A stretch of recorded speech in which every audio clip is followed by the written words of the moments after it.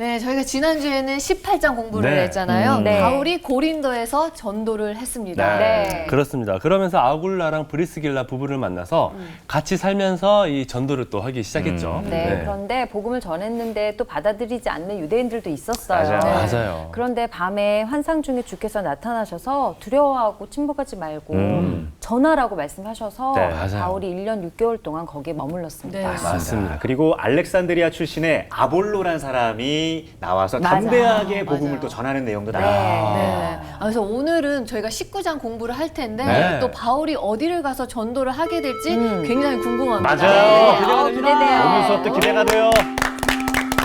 재밌겠다. 안녕하세요. 안녕하세요. 뭐가 재밌겠어요? 바울의 그 바울 전도 여행. 전도.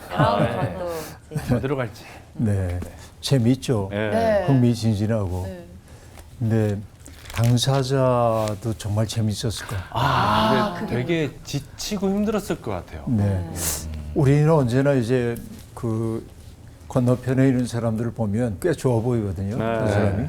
옛날 우리 그 목사님이 들려주신 얘기가 있는데 어떤 사람이 나무를 하러 산에 올라갔는데 자기 신세가 너무 처량한 거예요. 그래서 내가 옛날 이렇게 초부로 나무꾼을 초부라고 했는데 초부로 이렇게 살아야 돼. 그래서 우울한 마음에 나무에 올라가가지고 이렇게 잠이 들었는데 네. 잘 떨어졌어요. 그만. 어. 근데 호랑이가 밑에 있었던 거예요. 호랑이 등에 올라탔는데 호랑이도 잠이 들어 있었는데 갑자기 자기 등 위에 깜짝 뭐가 놀라. 툭 떨어지니까 깜짝 놀라가지고 호랑이가 뛰기 시작했는데 이 초부는 호랑이에서 떨어지는 순간 자기는 위험하다. 그래서 팍 붙잡고 막 달리고 있는데 그 콩밭을 메고 있는 어떤 사람이 이렇게 호미를 들고 있다가 보니까 어떤 사람이 호랑이를 타고 질주를 하고 있거든요. 그러니까 호미를 탁 내던지면서 어떤 사람은 저렇게 팔자가 좋아가지고 호랑이 타고 놀고 나는 이게 뭐야. 정말. 그렇게 볼 수 있군요. 근데 여러분 그 사람이 호랑이 타고 노는 것처럼 보이지만 그게 우리 현실이라는 게 맞아. 그렇죠. 네. 속사정은 건너편을 달라. 바라보면 팔자 좋아 보이고 목가적으로 보이고 그러는데 네. 죽을 맛이고 맛이죠. 인생이 꼭 그런 건데 우리가 이 재미있다라고 하는 이 말 뭐 부정하자는 말은 아니고 그런 생각을 한번 해봤어요. 바울 사도는 재미삼아 여행하고 있는 게 아니라 하나님의 말씀에 붙들려서 그러니까 붙들렸다고 하는 건 뭐예요? 내 삶의 주도권이 내게 있지 않아요. 네. 나를 붙드신 분에게 있는 거지. 말씀에 사로잡혀서 쓰임을 받고 있는 거죠. 그의 다음 행선지가 어딘지를 살펴보는 게 오늘 흥미롭습니다. 오늘 수업 사도행전 34강 에베소 선교. 오늘은 사도행전 19장을 보게 되는데요. 19장 먼저 좀 읽고 이야기를 해나가겠습니다. 19장 1절부터 7절까지 정훈 학생. 아볼로가 고린도에 있을 때 바울이 윗지방으로 다녀 에베소에 와서 어떤 제자들을 만나 이르되 너희가 믿을 때에 성령을 받았느냐? 이르되 아니라 우리는 성령의 계심도 듣지 못하였노라. 바울이 이르되 그러면 너희가 무슨 세례를 받았느냐? 대답하되 요한의 세례니라. 바울이 이르되 요한이 회개의 세례를 베풀며 백성에게 말하되 내 뒤에 오시는 이를 믿으라 하였으니 이는 곧 예수라 하거늘 그들이 듣고 주 예수의 이름으로 세례를 받으니 바울이 그들에게 안수하매 성령이 그들에게 임하심으로 방언도 하고 예언도 하니 모두 12사람쯤 되니라. 네, 흥미로운 대목이죠. 네. 아볼로가 그 에베소에 있는 형제들의 추천장을 들고 네. 아가야 지방으로 갔습니다. 네. 고린도로 간 거죠. 네. 아볼로가 비운 자리에 바울 사도가 들어옵니다. 다시금. 그래서 수리아 안디옥에 있던 바울이 용로를 통해서 윗지방, 그러니까 해안 지방이 아니라 윗지방을 거쳐 옵니다. 그 윗지방이 뭐냐면 갈라디아와 부르기아 지방인데 거기를 거쳐서 지금의 우리가 이제 터키 지역, 옛날에는 아나톨리아라고도 얘기하고 소아시아라고 얘기했던 그곳을 거쳐서 에베소까지 내려옵니다. 이 에베소라고 하는 것도 이제 항구 도시인데 로마 제국에서 에베소는 매우 중요한 아시아의 속주입니다. 정치, 경제, 문화, 종교의 중심지이기도 합니다. 그리고 이 에베소는 에게해의 면에 있는 항구 도시였습니다. 그런데 이 에베소에는 지금은 우리가 볼 수 없지만은 세계의 7대 불가사의 가운데 하나가 있었습니다. 뭐지? 거기에. 7대 불가사의. 그렇죠. 네. 여러분이 들어도 잘 모를 가능성도 있는데 네. 아르테미스 신전이라는 신전이 저 있어요. 들어봤어요. 들어봤어요? 저 중앙에서 본것 같은데. 들어봤구나. 와. 예. 아프로디테 얘기할 때도 그런 얘기 있었지만은 여기 얘기하고 있는 아르테미스도 영원한 처녀로 표상되는 신이었습니다. 대개 이 아르테미스 여신은 활과 화살을 든 모습으로 표상되기도 하고 그 다음에 가슴이 많은 그런 가산에. 여신으로 표상되기도 합니다.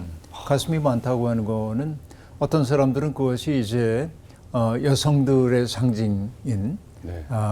가슴으로 얘기하는 이들도 있고 다른 방식으로 얘기하는 사람들도 있습니다. 네. 근데 이게 많다고 하는 얘기는 뭐냐면 누군가에게 필요한 것을 공급해 준다는 의미를 갖고 있다고도 얘기할 수 있겠는데 네. 이 여신은 숲이나 산이나 들판 같은 문명화되지 않은 자연을 관장하는 그러니까 그 자연이라는 것은 사람들에게 두려움을 자아냅니다. 네. 근데 그것을 관장하는 능력이 있었기 때문에 자연으로부터 해를 입고 싶지 않은 사람들은 이 여신에게 돌봄을 부탁할 수 있고 그런 것이죠. 네. 그리고 특별히 이 여신은 여성들의 수호자로 여겨지고 있었고 그리고 출산과 양육을 관장해요. 네. 그렇죠? 그 우리가 아프로디테 얘기했던 거하고 비슷한 네. 맥락을 가지고 있습니다. 그런데 이 아르테미스는 그리스 신화에 의하면 태양신이라고 하는 아폴론 신과 이복이 아니라 이란성 쌍둥이입니다. 이란성 쌍둥이. 쌍둥이입니다. 네. 그러니까 아폴론이 있고 쌍둥이인 동생인지 뭐 누나인지 어쨌든 아르테미스가 있는데 오. 아폴론이 태양으로 상징된다고 한다면 아르테미스는 달로 상징이 됩니다. 태양과 달 이렇게 네. 이제 되는 거예요. 그러니까 이 아르테미스 신전이 얼마나 컸는지 신전의 규모가 155m 길이가 네. 너비가 55m 그리고 대리석 기둥들이 절비하게 서 있었는데 그 높이가 18m 요즘으로 얘기하면 한 5층, 5, 6층, 네. 6층 가까이 되겠네요. 그런 6층쯤 되는 대리석 기둥이 절비하게 서 있는 신전. 여러분 상상만 해봐도 어마어마한 이름을 알 수 있습니다. 근데 그런 것들을 세울 수 있었던 것은 에베소가 그만큼 경제력이 있었다는 얘기고 그렇죠. 뿐만 아니라 경제력이 있다고 하는 사실은 거기에 돈이 몰렸다는 얘기이기도 할 거고 네. 그럼 우린 신전 그러면 네. 신에게 예배를 드리는 것만 생각하지만은 그 신전은 권력의 중심지이기 하기 때문에 네. 정치의 행위가 일어나는 현장이기도 했고 또 신전이 했던 매우 중요한 역할이 하나 있습니다. 그건 뭐냐? 예. 은행 역할을 합니다. 은행 역할을 하는 거예요. 그래서 돈을 거래하거나 혹은 담보를 제공하거나 그럴 사람들이 신전에 와가지고 그런 행위를 했던 겁니다. 그러니까 점점 이 신전은 부유해지게 되는 거죠. 여러분 우리가 이제 십자군 전쟁 이야기를 보더라도 예루살렘에 가는 길이 이슬람 때문에 막혔다고 그래가지고 전쟁이 벌어지잖아요. 네. 그리고 그 길, 성지순례 가는 그 길에서 여러 가지 위협들이 있으니까 위협받는 사람들을 지키기 위해서 성전 기사단이라는 게 만들어져요. 성전을 지키고 순례 오는 사람들을 지키고. 근데 그들이 했던 중요한 일 가운데 하나도 뭐냐? 네. 먼 길 오는 사람들에게 돈을 바꿔주기도 하고 빌려주기도 하는 일입니다. 은행 역할을 해요. 그럼 돈이 쌓이겠죠. 네. 엄청나게. 돈이 쌓이면 어떻게 될까요? 다툼이 일어나죠. 나쁜 일이 일어나죠. 나쁜 마음들이 생기죠. 타락한 길인데 어쨌든 아르테미스의 신전은 그런 거입니다. 네, 어쨌든 그 바울 사도가 그 에베소라는 도시에 오는 거예요. 네. 와서 주님을 믿는 사람들에게 묻습니다. 제자들을 만나서 여러분 믿을 때 성령을 받았습니까? 이렇게 물어요. 네, 네. 그러자 그들이 얘기합니다. 아니요, 우리는 성령이 있다는 말도 못 들었는데요. 금시초문입니다. 이렇게 얘기를 하고 있습니다. 그러면 너희가 무슨 세례를 받았느냐라고 묻자 요한의 세례를 받았다고 얘기하고 있습니다. 네. 자, 지난주에도 얘기했는데 요한의 세례라고 하는 것은 우리의 삶을 총체적으로 돌아보면서 다가올 심판에 대한 준비를 하도록 하는 거예요. 네. 네. 도덕적으로 각성하게 만드는 겁니다. 근데 문제는 삶을 총체적으로 변화시키지 못해. 그 두려움 때문에 내가 내 마음속에 하고 싶었던 일이지만은 누르고 안 하는 거 외적 행위는.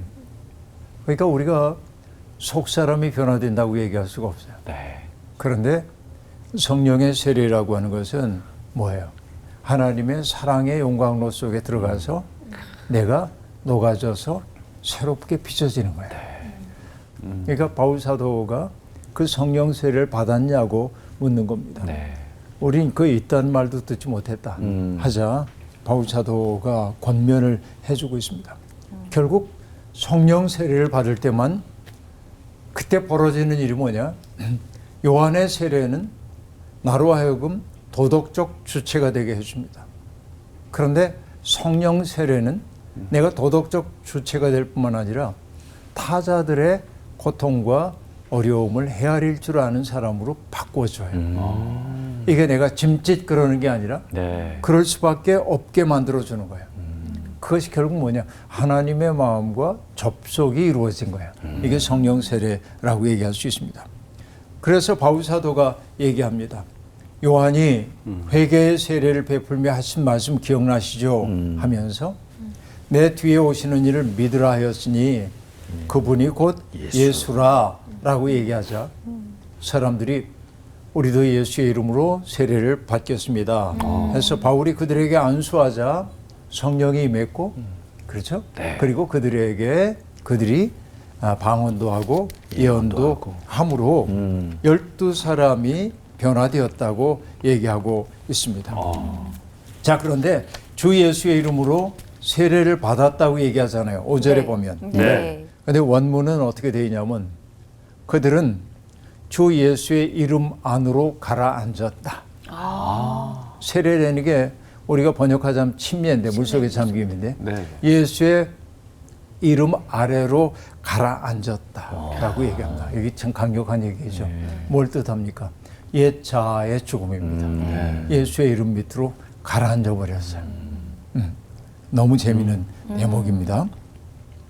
그리고 나서 이제 사역 얘기가 등장하고 있는데 8절부터 12절까지 나오시. 네. 바울이 회당에 들어가 석 달 동안 담대히 하나님 나라에 관하여 강론하며 권면하되 어떤 사람들은 마음이 굳어 순종하지 않고 무리 앞에서 이 도를 비방하거늘 바울이 그들을 떠나 제자들을 따로 세우고 두란노 서원에서 날마다 강론하니라. 2해 동안 이같이 하니 아시아에 사는 자는 유대인이나 헬라인이나 다 주의 말씀을 듣더라.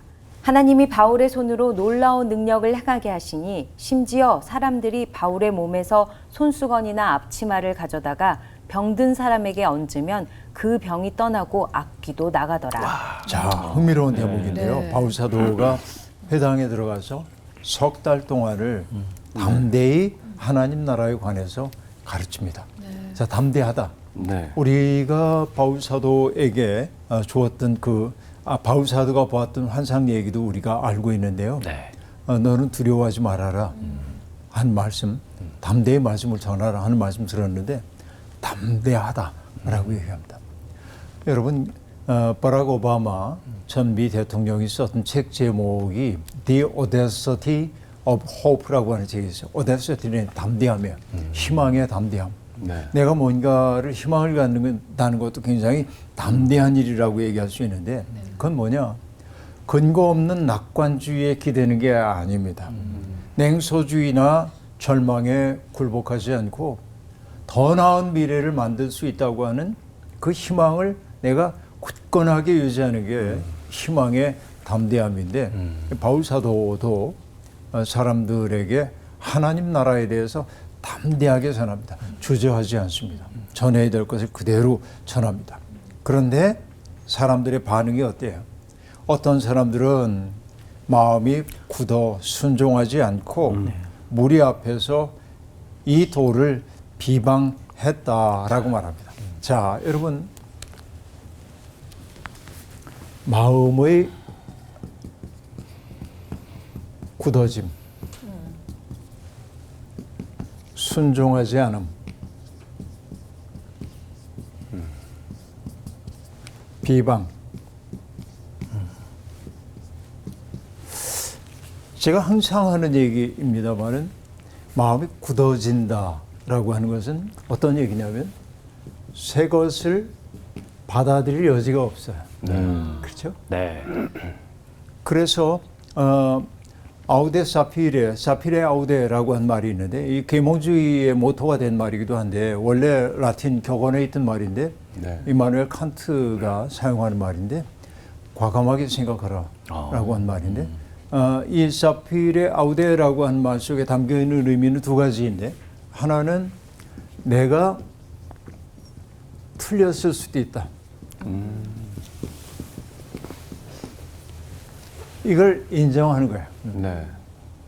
왜냐하면 나는 확신을 가지고 있지만은 그러나 늘 내가 잘못된 게 있을 수도 있어. 네. 그래서 전부터도 이제 얘기를 했지만은 옛날에 이제 저자들이 책을 쓰면은 네. 뭐라고 얘기했냐면은 독자 재현의 질정을 바랍니다. 이렇게 얘기했어요. 꾸질 질자거든요.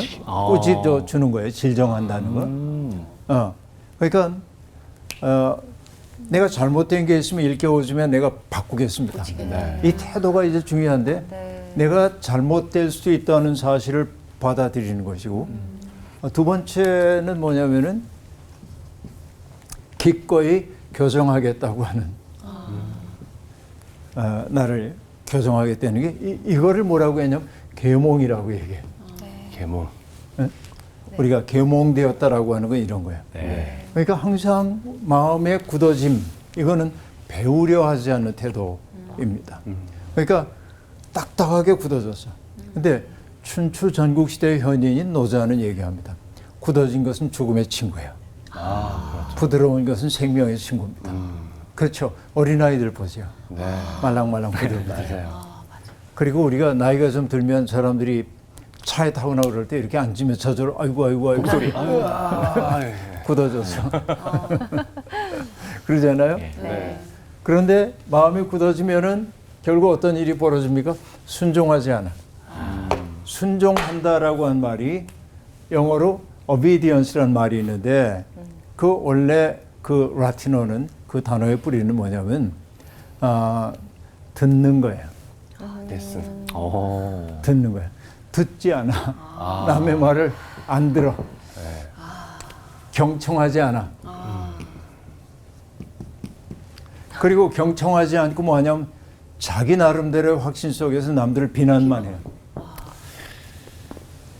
뭔가 보는 거 같지 않아요? 네.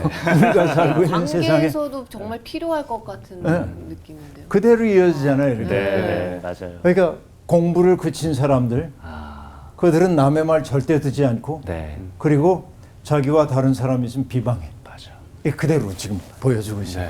이 반응 절묘한 이야기죠. 이거 우리 사회 현상에도 그대로 드러납니다. 왜냐하면 이건 우리 사회만이 아니라 모든 세상이 저러합니다. 그러니까 남들을 비방하는 사람들은 그냥 이렇게 얘기할 수 있어. 더 이상 공부를 그쳤구나. 새로운 걸 받아들일 여백이 없어. 이제 그렇게 얘기할 수 있어. 그러니까 여러분 우리가 어떤 일을 비평하지 말라는 얘기가 아니고 맹목적으로 비평하지 말라 하는 그런 얘기인데요. 자, 그 얘기를 지금 하는 거예요. 근데 바울 사도가 어떻게 했습니까? 그들과 맨날 싸우려고 하지 않아요. 왜? 싸워봐도 이 사람 변화가 안 돼. 그러니까 주님께 맡겨야 돼. 아, 그래서 뭘 했습니까? 그들을 떠나 제자들을 따로 세우고 네. 도란노 서원을 세웁니다. 네. 그곳에 들어가서 날마다 강론합니다. 강론하니라. 근데 여러분 여기에 도란노 서원 그러잖아요. 네. 네. 자, 서원입니다. 여러분께 물어볼게요. 학교를 뜻하는 영어 단어가 뭐죠? 스쿨. 쿨. 스쿨. 그죠? 네. 이 스쿨의 그 옛말은 네. 뭐냐면 스콜라입니다. 스콜라 철학이란 말 들어보셨죠? 네. 그런데 이 말은 어디에서 오냐면은 스콜레라고 하는 말에서부터 오는데 스콜레. 콜레. 요게 서원입니다. 스콜레. 스콜레라고 하는 게 이제 서원이에요. 네. 그런데 학교는 뭐 하는데요? 공부를 배우고, 가르치고 예. 배우는 곳이죠. 느끼고. 우리는 배우고 맞고 그러는데 아, 과거. 예. 맞으면서 배우는 과거 옛날. 옛날에 예. 요즘은 큰일 나죠. 예. 그런데 스콜레라고 하는 원래 뜻이 뭐냐면 예. 한가롭다, 여유롭다 이런 뜻입니다. 노는 거 아니에요, 그러면? 노는 거예요. 콜레. 근데 재미나는 게 뭐냐면 이게 한가롭다, 여유롭다, 여유 시간 이렇게 가고 이제 싶을 것 같아. 지금도 다닐 수 있을 것 그럼 여러분 스콜레에 가고 싶을까요? 가고 싶지 않아요? 가고 어, 매일 가고 싶다. 그러니까 이 시간은 여유 시간이라는 게 뭐냐? 뜻을 새겨보면 예. 노동으로부터 자유로운 시간이에요. 되게 아니, 꿈 우리나라에 같은 많이 곳이네. 생겨야 될 것 같은데. 그런데 노동으로부터 자유롭기 때문에 뭘 하냐면 생계를 위해서 나를 몰두하는 시간을 떠나서 내가 어떻게 살아야 되지? 내 존재는 뭐지? 자기를 성찰하는 이게 학교가 좋은 곳이었고. 성찰이라고 하는 것은 이런 한가로움으로부터 시작해요. 맞아. 성찰하는 시간이에요. 그래서 아리스토텔레스의 책을 보더라도 인간이 가장 아름다워질 때는 언제냐? 바로 스콜레 할 때라고 얘기해요. 그러니까 여러분 오늘의 학교하고는 굉장히 다른 것이죠. 예. 그래서 오늘의 학교가 이렇게 스콜레처럼 돼서 내가 왜 살아야 하는지, 내가 타자들과 어떤 관계를 맺어야 하는지 이런 것들을 성찰할 수 있으면 참 좋을 텐데 날마다 선행 학습해야 하고 네. 시험으로 성적을 매겨서 너무 치열해요. 성찰을 매기고 치열하게 이렇게 이 학교의 벌레로부터 좀 벗어난 것이라고 얘기할 수 있겠는데요. 네. 여하튼 바울 사도가 여기 두란노 회당에 그 서원에 들어가서 말씀을 전했다고 하는 것은 네. 그 동안에 바울은 주로 어디에서 말씀을 전했습니까? 회당이요. 네. 이제 해당 정심의 선교 전략을 수정한 거예요. 우리가 새로운 걸 하자. 새로운 데서 이제 시작하자. 그러다 보니까 회당에서 쫓겨날 염려가 없어.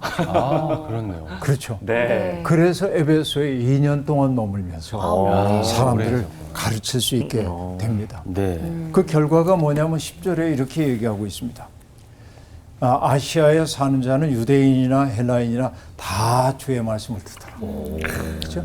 회당에서 계속 유지를 했더라면 또 쫓겨나서 네, 갔을 네. 거예요. 네. 근데 딴 곳으로 가서 하다 보니까 회당하고 갈등할 일이 없었어요. 전략의 수정이 일어나게 됩니다.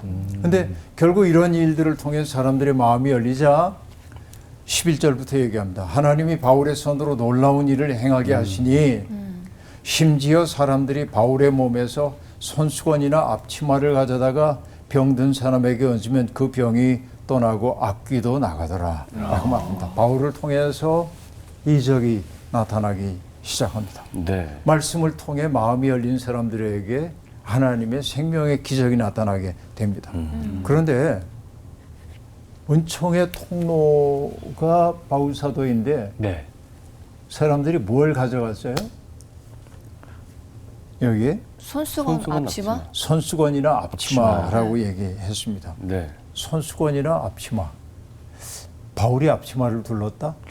그러네요. 그죠? 예. 네. 이건 뭘 뜻할까요?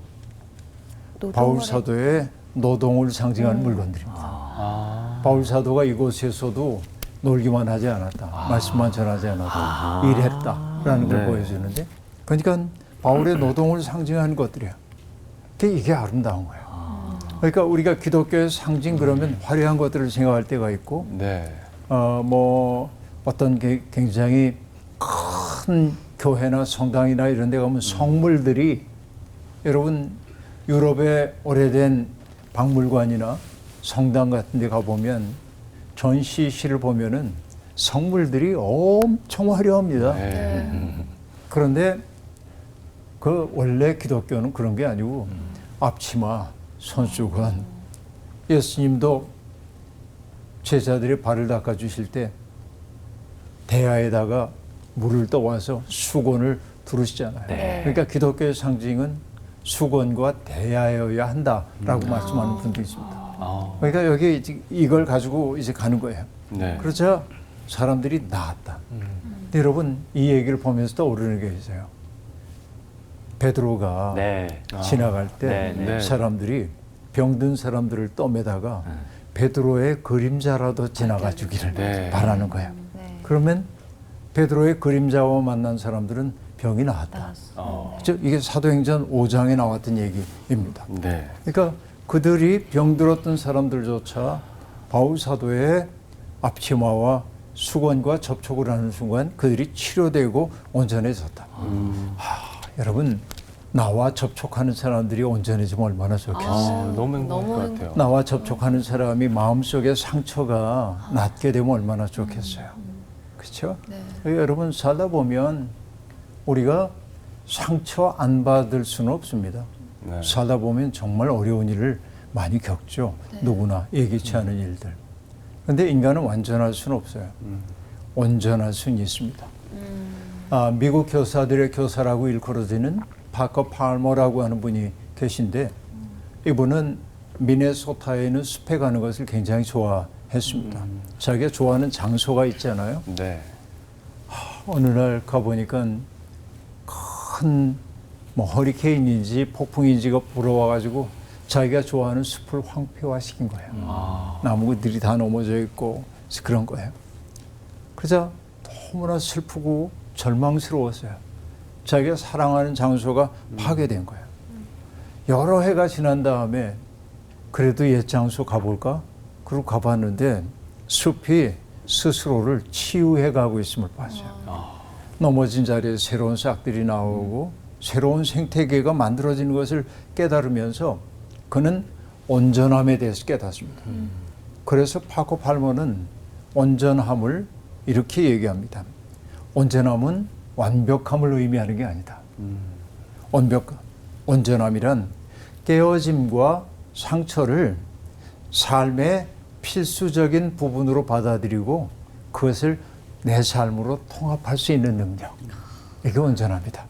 이렇게 때때로 우리가 살다 보면 누군가에게 멸시받는 시선을 느낄 때도 있고 험한 말 들을 때도 있고 예기치 않은 일 때문에 내 삶이 망가진 것처럼 느껴질 때도 있어요. 당분간 아프죠. 그런 것들이. 당장 그 사람한테 넌 이겨내야 돼. 이렇게 얘기하면 안 돼. 슬퍼할 시간 줘야 돼. 애도하는 시간을 줘야 돼. 그러나 그 다음 순간 그가 정말 다시금 삶을 살아낼 수 있도록 해주는 거. 그러니까 내가 이런 상처 받았어. 내가 이런 어려움 겪었어. 그렇지만은 이것도 부득이한 내 삶의 과정이라고 한다면 이걸 내 삶으로 받아들이고 이것을 다시금 새로운 삶을 살아갈 수 있는 계기로 만드는 거. 이게 온전함이란 말이지. 그렇죠? 이런 그 온전함. 그래서 제가 온전함에 대한 이야기를 할 때 늘 떠올리는 게 정우승 시인의 스테인드 글라스라고 하는 시인데, 스테인드 글라스는 뭐예요? 깨진 유리를 가지고 형태를 만들잖아요. 깨진 것, 부서진 것, 그것들이 누군가의 손길에 의해서 형체를 갖추어요. 그때 뭡니까? 이게 온전해진 거야. 그때 빛이 비춰들면은 영롱한 빛으로 우리로 하여금 꿈꾸게 만들죠. 우리는 상처받을 수밖에 없어요. 살아가면서 어려움을 겪어요. 그런데 어려움 때문에 무너져 버리는 게 아니라 그 어려움을 하나님 안에서 겪어낼 때 그분이 우리를 맞추셔서 빛까지 비춰주시면 오히려 나의 상처가 오히려 다른 사람들에게 빛으로 다가갈 수 있는 거죠. 이게 이제 은총의 신비라고 얘기할 수 있겠습니다. 그렇죠? 이렇게 이제 돼서 바울을 통해서 이런 사랑의 이적들이 막 드러나기 시작했음을 볼 수 있습니다. 다음 이야기를 볼까요? 악기까지 나간다고 얘기했는데요. 13절부터 20절까지인데 16절까지 인용 씨, 17절부터 20절까지 공혜 씨. 네. 이에 돌아다니며 마술하는 어떤 유대인들이 시험 삼아 악기 들린 자들에게 주 예수의 이름을 불러 말하되 내가 바울이 전파하는 예수를 의지하여 너희에게 명하노라 하더라. 유대의 한 제사장 스게와의 7 아들도 이 일을 행하더니 악기가 대답하여 이르되 내가 예수도 알고 바울도 알거니와 너희는 누구냐 하며 악기 들린 사람이 그들에게 뛰어올라 눌러 이기니 그들이 상하여 벗은 몸으로 그 집에서 도망하는지라. 에베소에 사는 유대인과 헬라인들이 다 이 일을 알고 두려워하며 주 예수의 이름을 높이고 믿은 사람들이 많이 와서 자복하여 행한 일을 알리며 또 마술을 행하던 많은 사람이 그 책을 모아 가지고 와서 모든 사람 앞에서 불사르니 그 책값을 계산한 적은 은 5만이나 되더라. 이와 같이 주의 말씀이 힘이 있어 흥왕하여 세력을 얻으니라. 자, 매우 흥미로운 대목이 이제 나타나고 있는데요. 바울 사도를 통해서 악령들도 쫓겨나고 네. 병든 사람도 낫고 그러니까 돌아다니며 마술을 하던 유대인들이 있었는데 네. 시험 삼아서 악귀 들린 사람에게 주 예수의 이름을 불러 말합니다. 내가 바울이 전파하는 예수를 의지하여 너희에게 명하노라 하고 말하기도 했다라고 얘기하고 있습니다. 근데 여기 참 재미있는 게 뭐냐? 시험 삼아. 시험 삼아. 한번 해본 거지. 시험 삼아. 이렇게 얘기합니다. 그들은 뭐냐면은 예수의 이름을 바울이 전하고 있는 복음을 부적처럼 사용하는 거죠. 여러분 신앙을 도구화하는 게 가장 문제라고 얘기할 수 있겠는데 많은 기독교인들이 차에다가 물고기 상징물들을 붙이고 다니기도 하고 그래서 그러죠. 내가 교회 다니지 않던 젊은 시절에 보면은 그 버스를 이렇게 타고 다니면은 버스 기사님들이 운전석 앞에다가 뭘 이렇게 매달아 뒀는데 어떤 소년이 무릎 꿇고 앉아서 기도하는 사람이 오늘도 그 사이. 그거 보면서 굉장히 난 낯설었거든요. 교회 다니지 않을 테니까. 그러니까 아마 어린 사무엘 네. 상징한 거 아닌가 싶은데 그러니까 그 마음은 예쁘죠. 그 마음조차 나쁘다고 얘기하는 건 아닌데 그러니까 그런 그 인간의 연약함 때문에 하나님 앞에 나를 좀 보호해 주세요. 이 마음들은 예쁜 마음들입니다. 그런데 문제는 뭐냐면 나를 사람들에게 근사하게 보여주기 위해서 내가 꽤 능력 있는 사람이라고 영향력 있다는 사실을 드러내기 위해서 그리고 내 훈장처럼 뭔가를 달고 싶어서 종교를 사용하려는 이들이 있습니다. 이게 이제 문제라고 얘기할 수 있겠습니다. 근데 여기에 이제 돌아다니며 마술하는 유대인들이 시험 삼아 악귀 들린 사람에게 주 예수의 이름을 부르는 거예요. 너희에게 명하노라 이런 방식으로 얘기합니다. 그러니까 여러분 예수님의 인격과 연루되지도 않고 그러니까 예수님과 인격에 연루된다고 하는 건 뭐냐? 예수의 눈으로 사람들을 바라보기 시작하는 거죠. 예수의 눈이라고 하는 건 어떤 것입니까? 누구를 비평하고 심판하고 판단하는 시선이 아니었습니다. 뭐예요? 얼마나 아플까? 얼마나 힘들까? 그 마음 아니에요? 내 기준에 어긋나네? 이렇게 보지 않잖아요? 그냥 그 사람의 어려움을 내 것으로 수용하려고 하는 것이 바로 예수 그리스도의 바라봄이었어요.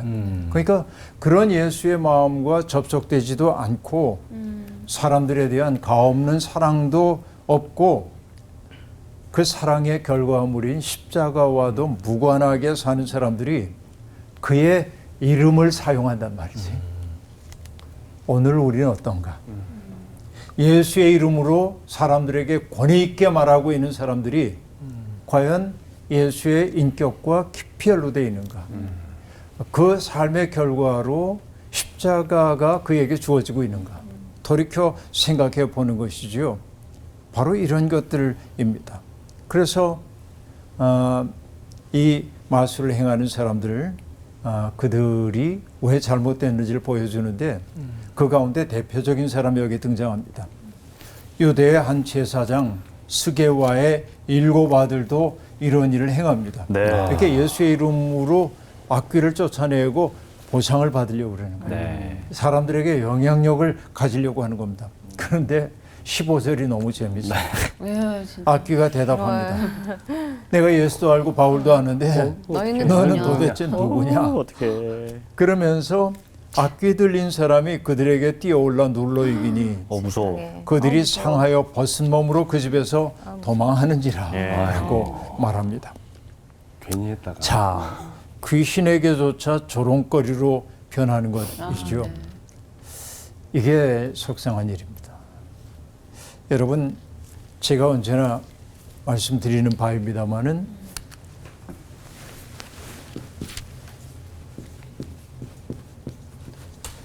거룩한 거예요. 신성한 것이요. 이게 타락하면은 마성적으로 변해.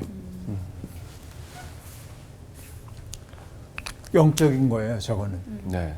그러니까 너무나 많은 사람들이 신성한 것을 표방하고 있으나 사실은 마성적인 역할을 할 때가 아주 많이 있어요. 스게와의 아들들이 그런 거예요. 귀신에게조차 조롱을 받아요. 오늘의 우리의 종교는 어떤지에 대한 생각을 해봐야 하는 것입니다. 그래서 여러분 디모데 전서에서도 바울 사도가 이렇게 얘기합니다. 마음이 부패하여지고 진리를 잃어버려 경건을 이익의 방도로 생각하는 자들의 다툼이 일어나니라. 그렇게 말합니다. 그러니까 경건을 이익의 수단으로 삼는 사람들이 등장해요. 오늘 우리 주변을 둘러봐야 돼요. 이렇게. 우리한테 굉장히 그럴싸하게 우리를 좋은 길로 인도하는 것 같은데 사실은 자기 이익을 위하는 사람들은 없는지 돌아볼 필요가 있는 겁니다. 네. 그러자 그들은 그쵸 제사장이라고 얘기했는데 제사장 스게와의 아들이라고 얘기했는데 옷까지 벗겨져요. 이런 걸 뭐라고 얘기해요? 망신당한 거예요. 네. 망신당한 거예요. 그들이 얼마나 부끄러운 존재인지를 드러내는 게 옷까지 벗겨졌다고 하는 얘기라고 볼 수 있습니다. 근데 그런 일들은 결국은 뭐예요? 에베소에 사는 유대인과 헬라인들이 그 일을 다 소문이 나겠죠. 네. 다 알고 예수의 이름을 높이고 많은 사람들이 와서 자복하며 행한 일을 알립니다. 내가 그동안 이렇게 부끄럽게 살았습니다. 이제 내 삶이 새로워지길 원합니다. 그리고 마술을 행하던 사람들이 그 책을 마술책을 다 모아가지고 와서 불살라 버렸고 그 태워버린 책이 돈으로 환산하니까 은 5만이나 되었더라. 어마어마한 일이 벌어졌습니다. 그런데 끝에 이렇게 얘기하죠. 이와 같이 주의 말씀이 힘이 있어 흥왕하여 세력을 얻으니라 라고 말합니다. 자, 말씀에 잠겨든 제자들 공동체가 사회 속에서 선한 영향력을 행하고 있음을 보여주고 있습니다. 근데 이 모든 과정들이 편안한 가운데 일어난 것은 아닙니다. 유대인의 박해 속에서 벌어진 일이죠. 그러니까 여러분 우리는 감동하잖아요. 이런 일들을 보면서 아, 참 잘됐다. 놀라운 기적이다. 근데 여러분 이게 끝이 아닙니다. 왜냐하면 에베소서에서 이 놀라운 이적은 행복한 결말로 끝나지 않고 다음 이야기가 기다리고 있습니다. 오늘은 여기까지입니다. 여기 이렇게 끝나네 또 이거. 네, 감사합니다. 수고하셨습니다. 다음 기회에 만나요. 감사합니다. 저 마음의 굳어짐, 순종하지 않음이 비방까지 간다. 네. 그래서 야 저도 그렇지 않을까 그런 생각, 어떤 부분에서는 그런 부분이 있지 않을까 싶어서 이제는 좀 귀를 열고 네. 듣는 것부터 좀 잘해야겠다. 아. 네, 잘 들을게요 이제. 네, 네. 아, 근데 저도 마찬가지인 게 모르겠어요. 한 살 한 살 나이 먹으면서 제 마음이 굳어지고 안 들으려고 하는 맞아요. 게 좀 느껴지더라고요. 네. 그래서 이제 한 살 한 살 나이를 더 먹으면서 마음을 굳게 하는 게 아니라 부드럽게 책도 읽고 뭔가 좀 부드러운 마음을 맞아. 유지하기 위해서 노력을 해봐야 되겠다라는 마음을 좀 먹었어요. 그러니까 그 나이를 먹으면서 이 부분은 내가 확실해 이게 생기는 거잖아요. 근데 언제든지 나도 틀릴 수 있다. 맞아. 맞아요. 내가 틀린 부분은 내가 수정하겠다. 이 계몽된 인간으로서 살아야겠다. 맞아요. 그게 신앙인이 아닐까 그런 생각이 들었습니다. 그 또 마음의 굳어짐의 증거가 배우려고 하지 않는다는 거였잖아요. 네. 그런 분들에게 성서학당을 적극적으로 추천합니다. 좀 추천하면서 네. 같이 좀 다시 말랑말랑해질 수 있는 시간으로 돌아갔으면 좋겠습니다. 네. 그렇습니다. 우리 몸이 좀 굳어가더라도 네. 마음만은 부드러운 또 한 주가 됐으면 정말 좋겠습니다. 필요해요. 네, 좋습니다. 네. 여기 고생하셨습니다. 너무 좋은 학교 아니에요? 맞아. 서원이죠, 서원. 여기가 진짜 서원이야. 아, 너무 좋습니다.